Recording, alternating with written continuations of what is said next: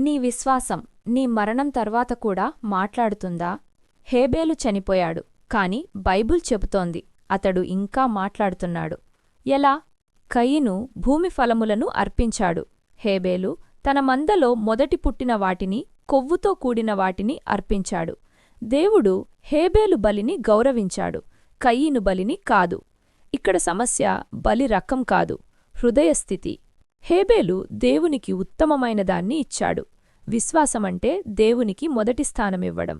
అబ్రహాము దేవుని నమ్మెను, అది అతనికి నీతిగా ఎంచబడెను.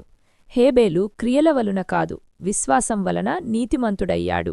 నీతికి మూలం విశ్వాసం. నీ సహోదరుని రక్తధ్వని నేలమీద నుండి నాతో మొర్రపెట్టుచున్నది. యేసు రక్తం హేబేలు రక్తం కంటే శ్రేష్టమైనదిగా మాట్లాడుచున్నది. హేబేలు రక్తం న్యాయం కోసం మొర్రపెట్టింది, యేసు రక్తం క్షమ కోసం మొర్రపెడుతోంది. ఇది క్రాస్ యొక్క మహిమ. నీ అర్పణం దేవునికి ఉత్తమమా? నీ సేవ విశ్వాసంతోనా? నీ జీవితం దేవుని ముందు నీతిగా నిలుస్తోందా? క్రియలు లేని విశ్వాసం మృతము, జీవించియున్న విశ్వాసమే దేవునికి ఇష్టమైనది. హేబేలు మృతుడైనా మాట్లాడుతున్నాడు. నీ జీవితం, నీ విశ్వాసం రేపు ఏమి మాట్లాడుతుంది?